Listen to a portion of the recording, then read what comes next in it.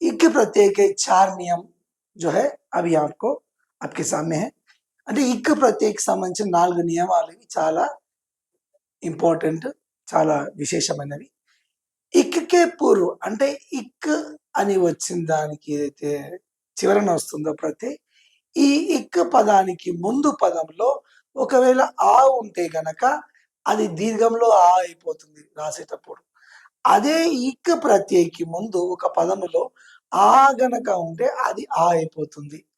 అదే ఇక్ ప్రత్యయకి ముందు ఈ గాని, ఈ గాని, ఏ గాని ఉంటే అది చివరన ఏమవుతుంది ఒక పదంలో అంటే ఐగా మారుతుంది. మరి ఊ, ఊ, ఓ ఏదున్నా అవుగా మారిపోతుంది. ఎలాగనేది ఇప్పుడు మీకు ఒక ఎగ్జాంపుల్స్ ఇక్కడ ఉన్నాయి, చూద్దాం మనం. చూడండి, ఇక్కడ ధర్మ ప్లస్ ఇక్, ఇక్కడ ధర్మలో అకారాంత్ ఉంది, హ్రస్ ఆ. అప్పుడు ఇక్కడ ఏమవుతుంది అంటే ధర్మ ప్లస్ ఇక్ ధార్మిక్ అవుతుంది. అంటే ఇక్ జత కావడం వల్ల ధర్మ కాస్త ధార్మిక్ అయిపోయింది.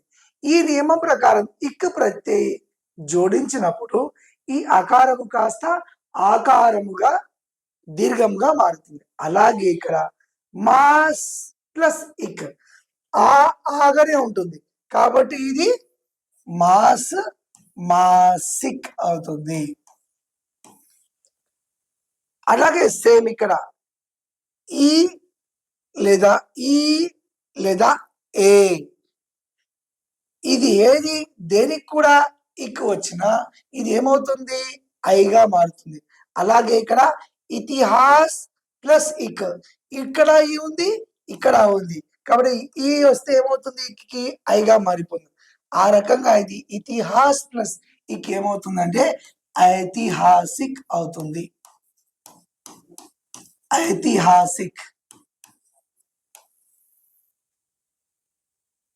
అలాగే నెక్స్ట్ ఊ లేదా ఊ ఓ, ఇవేవి కూడా ఉపసర్గ ప్రత్యయం ముందు వచ్చినప్పుడు, ఇక్ ప్రత్యయం ముందు వచ్చినప్పుడు ఇదేమవుతుంది అవుగా మారుతుంది.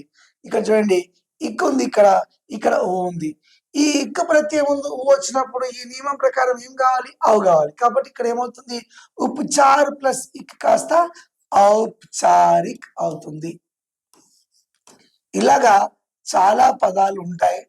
మీరు ఇంటి దగ్గర వెళ్ళిన తర్వాత వీటిని ఒకసారి ఇక్ ప్రత్యయం ముందు వచ్చినటువంటి ఈ నియమంలో ఏమేం పదాలు వస్తున్నాయో ఒక చోట రాసి ఇవి కాకుండా ఇంకేమున్నాయో చూసుకోండి.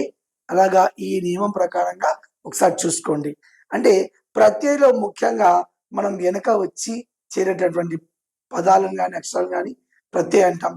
అలాగే ప్రత్యయంలో ఈ 4 నియమాలు చాలా విశేషమైనవి, ఇవి గుర్తుంచుకోండి. ఇంతటితో మనకు ప్రత్యయకి సంబంధించిన టాపిక్ అయిపోయింది. తదుపరి వేరే టాపిక్తో మనం కలుద్దాం.